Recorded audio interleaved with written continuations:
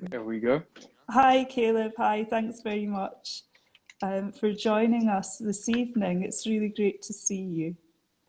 It's doing well, doing well. It's good to be in. It's good to be here. Good. That's great. Fantastic. So, really, I wanted to start with just a little bit about, I suppose, what you do.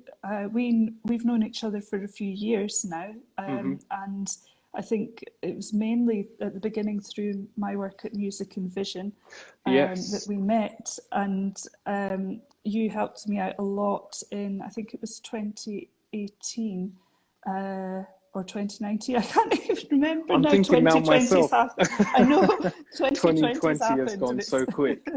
yeah, Yeah. and it's just sort of wiped out my memory. But yeah, you really helped me out a lot with that. And when I came to start this expert series for the musician method, I immediately thought of you because being a musician, but then also Thank you. having the no problem, having the expertise as a digital marketer as well. I think that's really, really valuable. And the other thing that I want to say about you is that I really feel that throughout all of your the sort of diverse musical things that you do, you have really always kept an eye on the business side of things as well. And I think that's allowed Absolutely. you to be successful because you've not just left it to chance, and is Yeah. so important.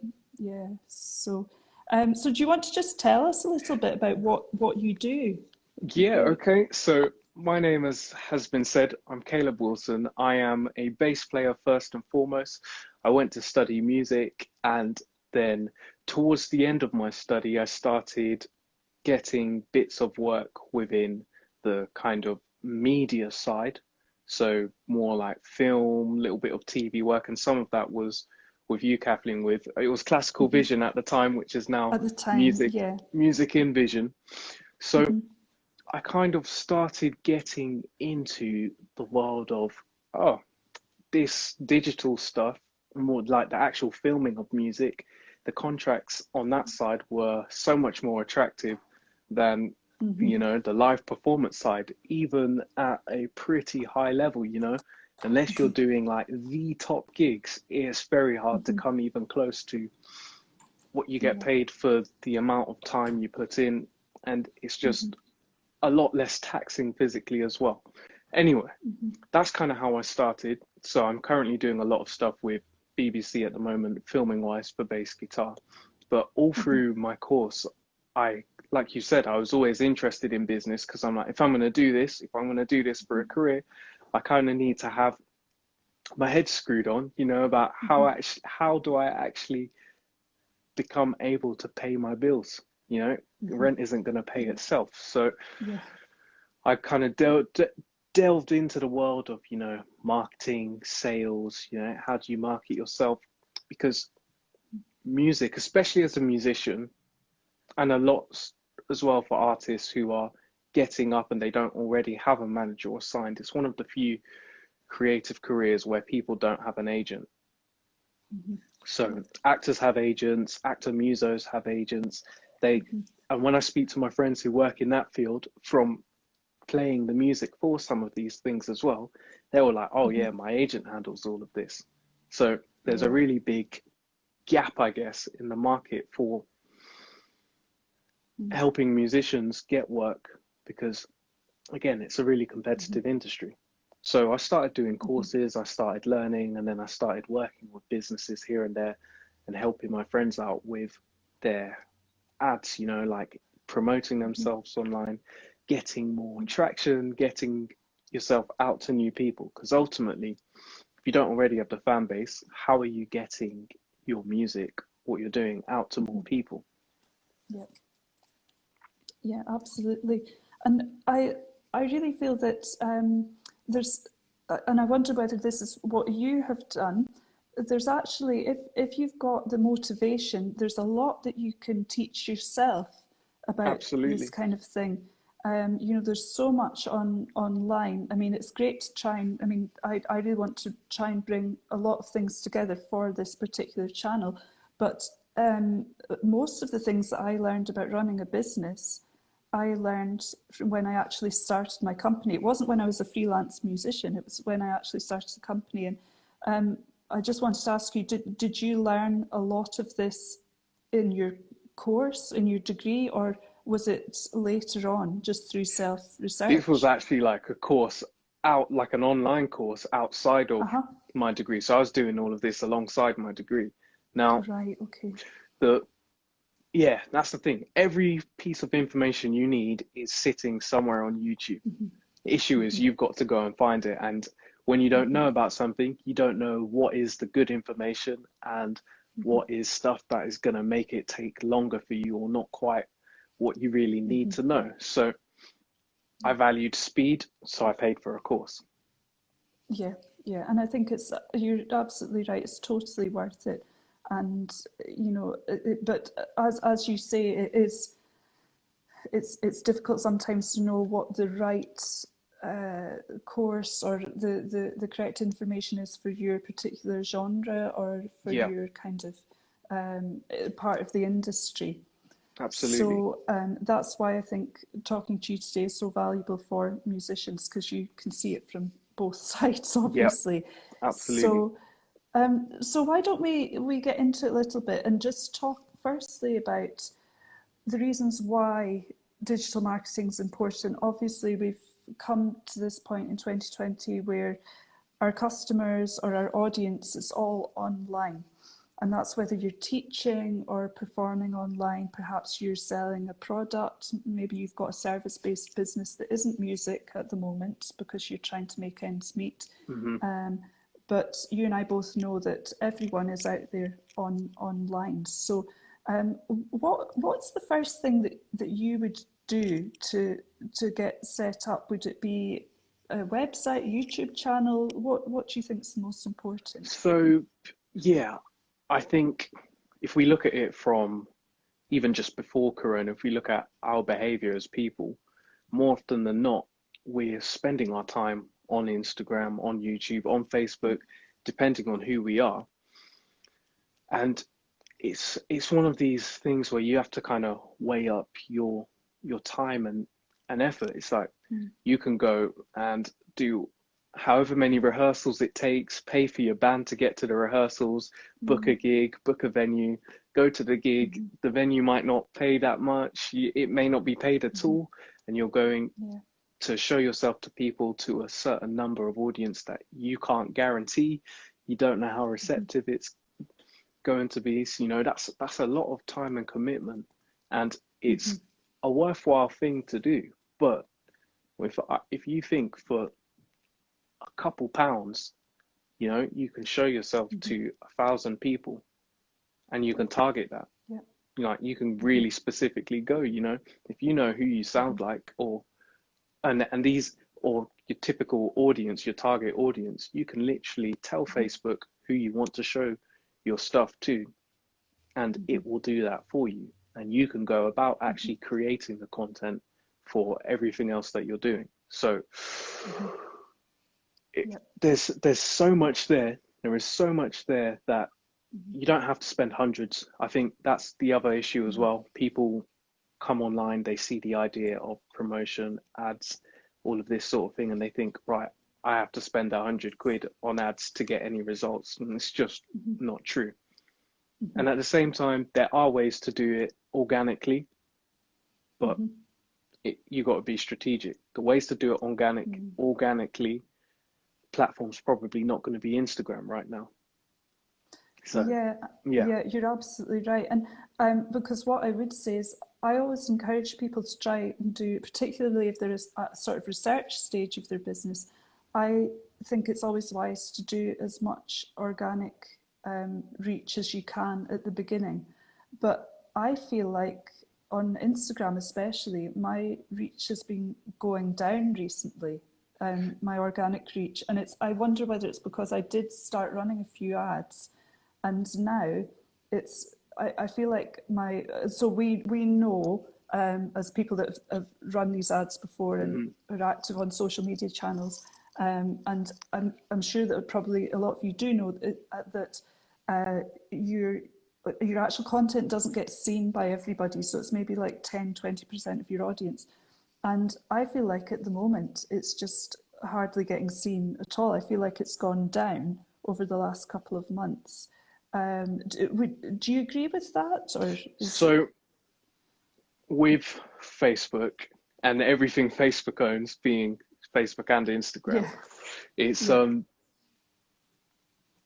everything you do, you have to remember that Facebook is a business, Instagram is a business. So their whole goal was to get as many people used to using the platform as possible and then make money on ads. So yep, it's less about you spending on ads and more about the fact that Instagram is just a very established platform right now. So they're naturally pulling back that organic reach and they want to, egg you on to spend more. But at the same time, Instagram's a free platform, show me another way where you can reach as many people for the same amount of effort and time put in. Now, if you want to go organic, best way to do it is to use new features. So when, for example, right now, Instagram's trying to take out TikTok. So it's reels, it's pushing reels hard. So if you've seen it, like for now, your explore page full of reels. If your friends are posting reels, they're probably going to be bumped up in the newsfeed. So if you can find a way to start pushing out more reels, that's basically use the new features that are there or the features that these platforms are trying to push. Yeah, exactly. And it's not just, if you are new to posting content on social channels, it's not just a case of, once a week posting something on Instagram or Facebook. You can't just post a picture and, there's so much more to it, and you've got to be engaging. The issue with Instagram well. is that Instagram does not automatically show your content to people who don't follow you. And that's why it can feel like you're struggling to grow. It doesn't show it to new people like that. You can get smart with hashtags. Hashtags do work. I've got a couple posts about this, like proving. Some people have said they don't work. They do. They definitely do. But I use them myself to research. I mean, it's absolutely. They don't always hit. You don't always hit the mark every time, and certain posts respond better with different hashtags. But they absolutely are still working.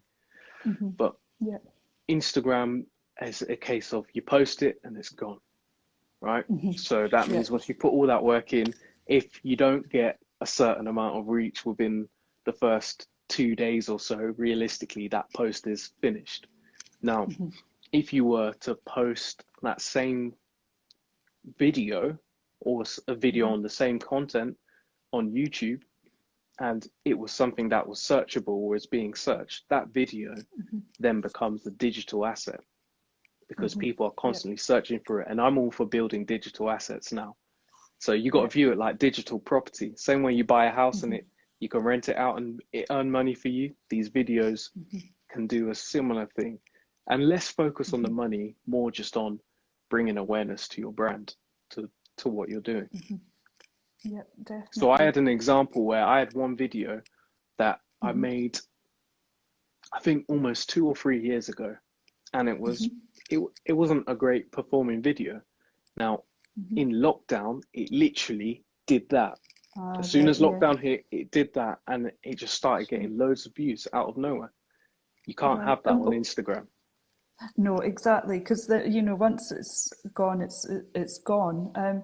And what was the content of that then? Was it to do with working online or to be actually it was online, or? How to make a cover, record a cover, like a bass cover for Instagram. And so obviously the search just fired up for all of that. So as a load you can go into there in terms of creating content specifically for trends, for search terms, and for if you've got the eye for picking out what you think is going to be big in the future, then you can start making the content on that as well. So that's one thing I spend a lot of time doing, just watching, what are the trends right now, what artists are big, what topics are big, what yeah, what the current climate is, population, Hmm. politics, all these sorts of things. If you can weave those elements into your content, you stand a Hmm. much better chance of your content actually going far beyond the people who already follow you. Yeah, yeah, definitely. Because we always have to be thinking about that thing of offering something of value to the people that are watching you. So it's not necessarily always to do with the service that you offer or your performing or the music that you make, because you can't just plug that constantly. People are going to just tune out of it. It's not interesting in and of itself. If you're wanting to build up a relationship with your audience, you need to be thinking about, as you say, wider trends and building that emotional connection and really saying, well, what is my audience interested in? Apart from my music, what are the other things that they're actually interested in? Um, and to come back to YouTube, so for myself, I haven't really done much on YouTube. I'm quite aware of search engine optimization. I try and blog as much as I can and repurpose my content. Because if you've got Instagram, Facebook, and your website, perhaps Mhm. Twitter as well, and LinkedIn is another one, you can't be active on all those sites unless you're repurposing your content and posting it different places, posting the same thing in different places. Yeah, and with Um, that as well, just a comment for a lot of mhm, people. It's yeah, it's a small thing, but it makes a big difference. So say you hmm, record a 4 minute video, if you chop yep, that into a 30-second video for Instagram, yep, say, and then a 2 minute one for Facebook, and you put the full thing on YouTube, you need to yep, focus on how the content is used on the different platforms. How hmm, people use those different platforms. So yep, people are searching for things on YouTube, whereas Instagram, they're just flicking and they're probably not going to pay much hmm, attention. So you need to grab hmm, them in those first 1, 2 seconds or they're gone. hmm. Yeah, you're absolutely right, and that's the thing. You're far more likely to watch a longer video on YouTube than you are on, say, Facebook or Instagram. Because of that, the swiping. You're Yeah. you're just there for entertainment more than finding out information. And so, yeah, I'd love to know more about what you think about YouTube. So you feel that that's probably. I mean, obviously there are certain social channels that you do need to have. I would always recommend that people be on Instagram, for Hmm. example, but as a musical artist. But at the same time, can you speak a bit more about YouTube and search engine optimization Yeah. So and basically, audiences? Instagram is likely to be where someone's going to go to search for you specifically. Hmm. YouTube is going to be where someone's more likely to go when they're searching for a particular topic. Hmm. So Yep. if someone's Yep. searching for a particular song, they're going to Hmm. go to YouTube, or a particular dance or topic, they're going to YouTube and Hmm. they're typing that in. So Yep. or they're even typing it into Google, because what people don't realize is you do Hmm. a YouTube video and you Hmm. stand a much better chance of ranking on the first page of Google, because now Hmm. when you search a term, YouTube videos, there's a scroll section that's like one or two down Hmm. from the top of the Google page, whereas you can be blogging and posting on your website for ages, potentially years, Yeah. and still not Yeah. rank for those terms. Uh-huh. Yeah. Yeah, you're absolutely right. And yes, that's is something that I have noticed, but I hadn't thought about it in that particular context. It's actually a really good way to get seen, isn't it? So That's an that easy that way. sort of yeah, yeah, absolutely. It sounds really effective, and that sort of leads me on to thinking about driving traffic to particular sites and also thinking about your end goal as well. It's all very well having all this content out there, but what we're trying to do at the end of the day is sell a product because, like you said before, we need to pay our rent, and so it is really important. We know we've got either a physical product or our music is our product. So I wanted to talk a bit about sales funnels and Hmm. just really briefly mention that all that is, for people that don't know, is it's a way of trafficking your audience through a journey to either your website or somewhere where they're going to pay for something that you do.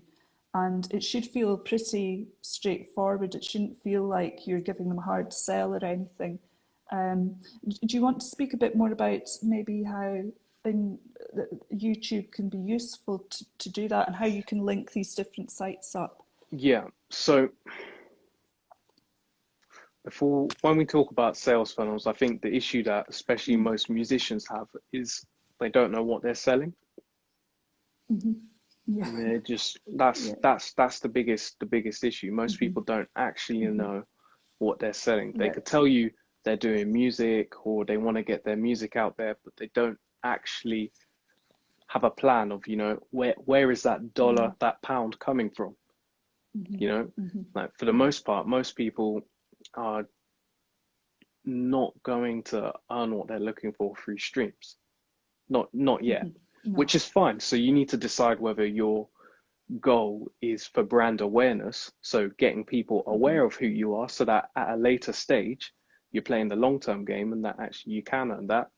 You can actually build through, say, streams or later course sales or all sorts of different events, experiences. But if you're doing, you need to know whether you've got a product to sell first before you start thinking about sales funnels. I think that's the most part. But in terms of like top of the funnel, we've got your social media platforms, Instagram, YouTube, Facebook. Some people are doing really well on Pinterest. I'm not too versed in that. Yes. LinkedIn is the new one that I am trying to get more into, trying to find out more about how that can work, especially for musicians, because it's more business based. So marketing wise, that's something I'm definitely going to make more of a deal out of. But music wise, you have that, you have your organic content. Now, the way I like to do ads, if at all, is, especially for other people I'm working with and other businesses, is you take your best performing content, organic content, and you basically use that as the ad. So the whole goal of the top ad is to make people aware of you and give them something that's catchy that they want to check out. That's going to make them want to check out you. And then as you then gradually warm up your audience, you can offer other things in that pull them in. Yeah, I think that's a really valuable piece of advice that you've just given us, because what I would say is, when you can test ads as much as you want, but sometimes they just don't perform well. And what you're saying is that if you use a piece of content that you've already had out there and you know it's performed well, that's really valuable actually, because then you know that if you pay for the ad and more people see it, there's bound to be people that engage with it. Whereas I've definitely gone through the whole kind of strategic process of, right, I've got my lead magnet, which is my sort of free offer, like a PDF or something for the audience. And then, you know, I'm going to try and funnel them through to my landing page and get their email address. And actually, if the ad's not great to start with, it's, you know, it's Do you know what it is? Money. It's not even so much that the ad isn't good. It's that we've become so used to seeing ads on our feed that we automatically block them out and scroll past them. The same with music videos. Music videos don't perform well on ads. They don't, because they look like a music video of someone trying to promote their music. Now, unless you're already quite well known, you're going to struggle with that one. But if you were to just post a image of someone, of you playing, that's done quite well already, or a video of your band playing, and use that as the ad. And then you can link that to your profile, and then you can also link it out to something like Linktree, where if they do like what they saw, they can then go out and check your music on Spotify. They can check out your other profiles and all of that sort of thing. Yeah, no, you're absolutely right.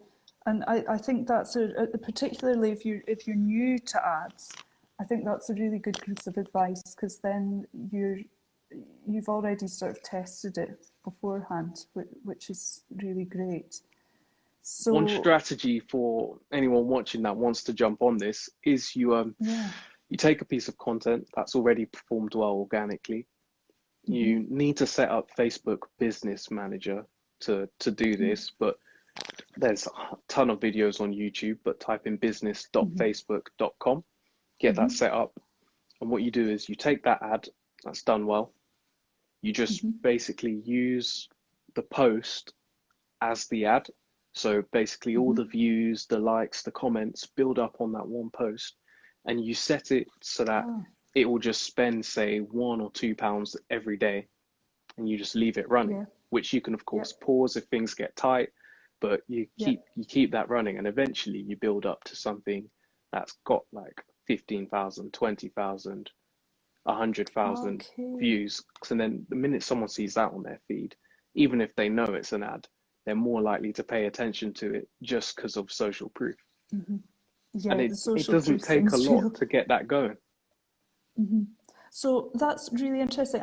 That's something I did not know. So even if you pause that, does it then still retain the sort of cumulative effect of all the likes? And I have a post so going that's probably a couple years old now, and I turn it on and off as and when I just decide I'm gonna pull more traffic in to my channel and what I'm doing. It's specifically so I do a lot of stuff based around like gospel bass licks. So again, it's quite niche, and I've done the targeting to be that, but that's on about 70,000 views at the moment, which the views I'm not too worried about. For me, I'm more interested in the saves on a post than the actual likes and views. And I think that's a better way to view the success of your content, because sometimes you'll put out a video and it might get a fraction of the views you normally get, but if you actually look at it, you're like, it's got more saves, and that's someone who's gone out of their way to save the post because they want to come back to it later. So I think if you can create more content that builds saves, that's something you can take into account as well. Yeah, that's great. And the brilliant thing about this, doing this all online, rather than just having a live audience or whatever, you can really use the data. So you're reusing that data all the time to then target the same people again, people that have saved your videos, interacted with your posts, then you retarget them when you have something new, or just to stay at the top of their mind as well. It's that's really interesting about the having just one video like that. That's really good. I hadn't thought about that at all. That's the thing, how most people I know who are just kind of more in the kind of early stages, like it's not their full-time income right now, they'll put £5-10 on a post, here and there, but if you add that up over time, that actually works out to quite a lot. If you concentrated that onto just one post, that's a post that you can keep circulating. You can change the targeting to show it to new people. If you really want, you can exclude people that have already seen it. You can do all of that, but that's a conversation for another day. Yeah, exactly. No, that's the thing. There's so much to go into on this topic, isn't there? That it's there's. And, you could honestly talk for hours. Away all your secrets. I mean, none of it's a secret. All of it I've learned from someone else. It's all online. Yeah, absolutely. I mean, the other thing that I would say is to people that haven't run Facebook ads before is, and I'm very much, although I've been doing it for a while, and I feel like I'm still very much a beginner. The platform, I find it's not very intuitive, but you do get used to it. And I think the more you do, the more you'll be able to sort of dive into looking at the metrics and figure out where everything is. And they will change it because they're always updating it. Oh yeah, that's the thing. I mean, Facebook's just had this huge new update. Everyone's complaining about the new desktop version, and so it's just. I even had a story on all of these platforms. I had a story today because I often say I'm not really. Although I use MailChimp, I'm not a massive fan of it, sort of aesthetically, and they have just changed something today where they've put all the symbols and important things down a sidebar, which makes it a bit more user friendly for me anyway. But you know, it might not be for someone else. So I Let's think the talk thing about with that. Let's yeah, talk about that. please, yeah, yeah, Email list. I think yes, that's one area where most people fall short, because most mm-hmm. the truth is, right, emails used to get about 90% open rate. Like, you used to send an email and 90% of the people would open it. Now Mm-hmm. you're lucky if you get 20%. Yeah, So yeah, just because mm-hmm. there's so many emails coming in, the Mm-hmm. issue is with a platform like Instagram, YouTube, and typical social media is you don't own your audience. You can be shut down any day of the week, you can be hacked, whatever, and that audience you Yeah, spent all this time, effort, money building is gone. You have to yeah, start from square one. You can't reach out to those people and say you're hacked, you're gone. yeah, So yeah, creating an email list does two main things. First thing it mm-hmm. does, it gives you that audience that you own, so anything happens, you've still Mm-hmm. got your email list, and everybody has an email. Anybody that's on these Mm-hmm. platforms, they have to sign up with an email. Mm-hmm. So emails aren't going anywhere anytime Mm-hmm. soon, even if Yeah, they're not really, you're not going to use it like you'd use Instagram and pump out loads of stuff. It's not yeah, going anywhere. The second thing it does is it gives you a list of people who are actually committed or to your brand. Or people, it gives you a list of basically who are mm-hmm. your fans. You know, if I give you my email, that means I really believe in what you're doing. Certainly Mm-hmm. enough to enough. I believe in what you're doing enough, and know that you're going to give me something that I value in order for Yeah, me to give you my details and give you access to contact me. mm-hmm. So Mm-hmm. Yeah, building the list is vital for your safety in terms of brand and mm-hmm. business, but also it's a way that you can then contact those people again and Mm-hmm. again and again without Yeah, having to pay to contact them, like you do with Instagram and Facebook. mm-hmm. Because that's the thing. Even though you get the followers, you've got all these followers, say you've got 1,000 followers, probably only 200 people, if you're lucky, are going to Mm-hmm. see your post, Mm-hmm. unless it does really, really well. And then Instagram decides to push it out further. Yeah, no, sure.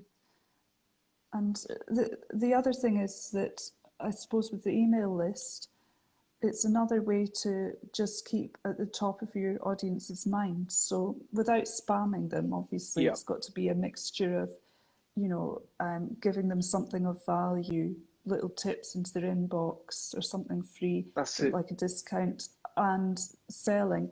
But I think that there's always that thing of, you know, you've got someone that's interested in your product, but it doesn't mean that they're automatically going to buy from you.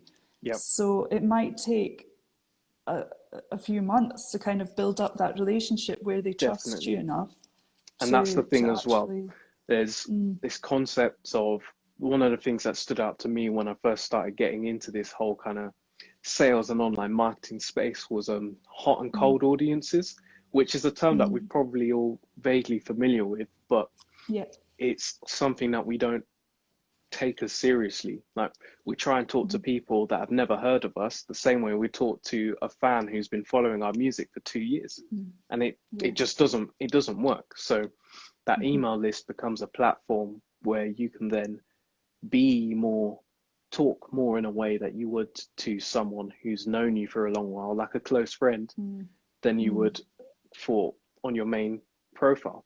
So you can think of it like dating, if you will. You know, if I were to walk up to a girl at a bar and just ask her to marry me straight away, you'd yeah. be like, what's going on here? What's he been drinking?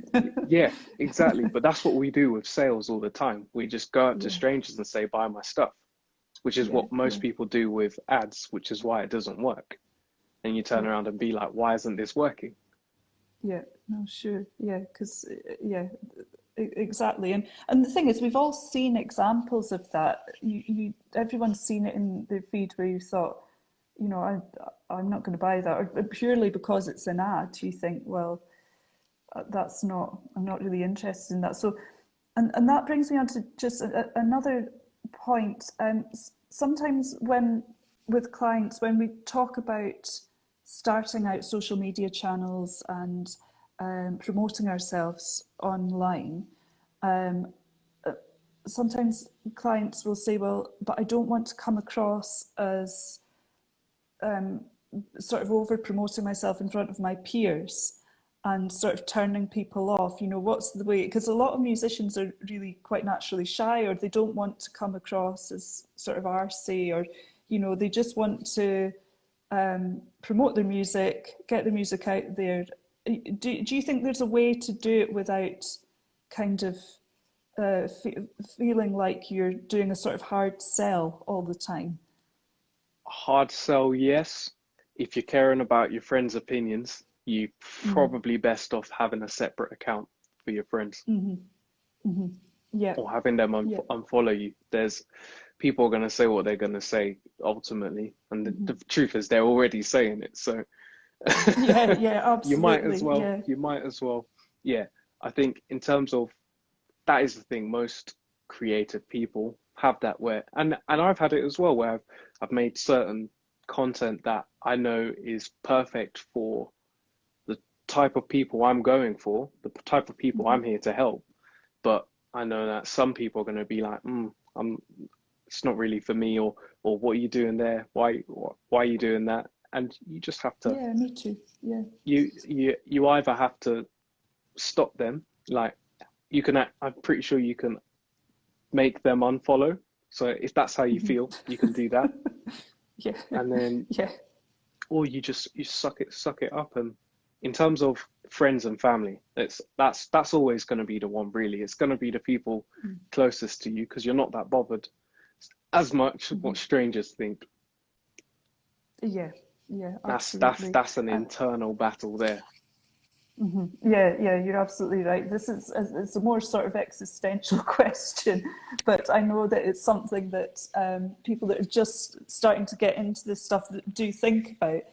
Yeah, And I think it's that thing of, you know, actually sometimes you will see people doing ads online. It might be someone that you may not have expected to do that, but we do just have to support each other and recognise, well, okay, they're now starting to sell online, or, you know, they're trying to build up an audience online. That's great, you know, I good have an for them. example of a friend of mine who started doing coaching, and Uh-huh.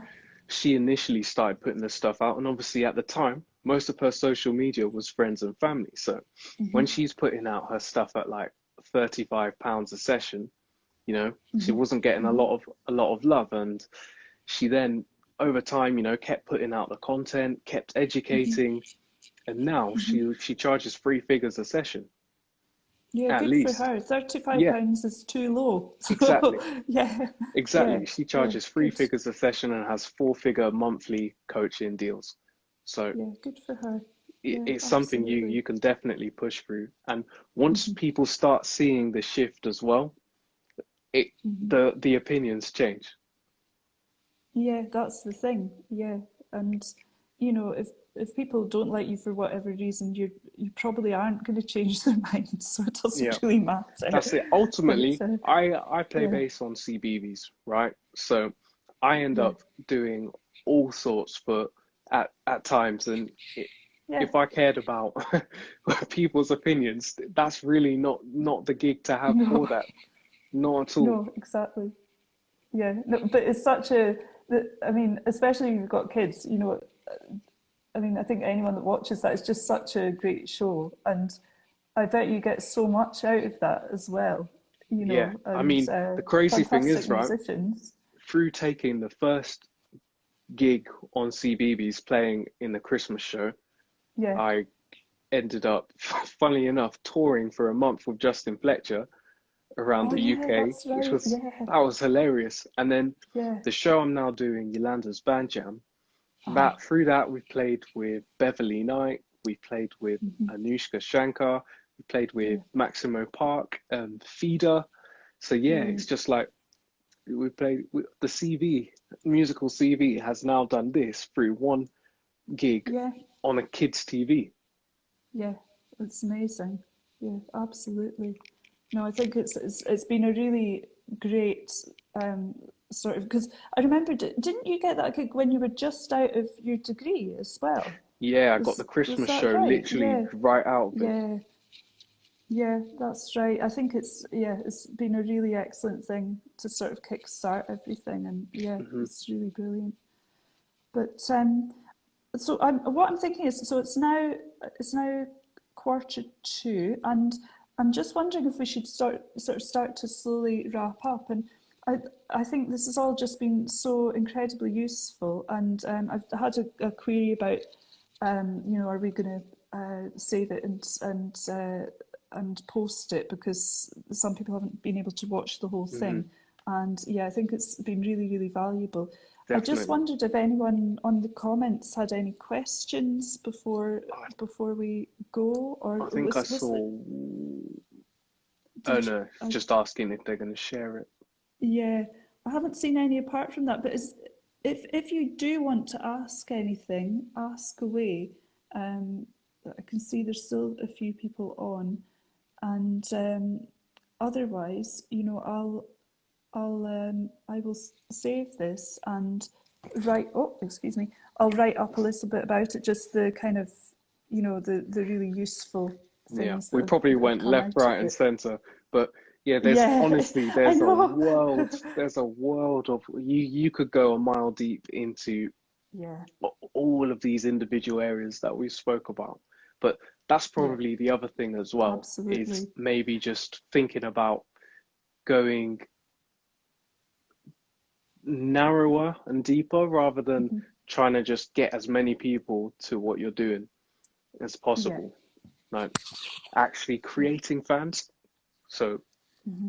whether that is just, the little DMs that you do get, like make a big deal out of it, like Hmm. respond to them. Hmm. One thing I've been doing that's been working really well actually is doing voice note replies.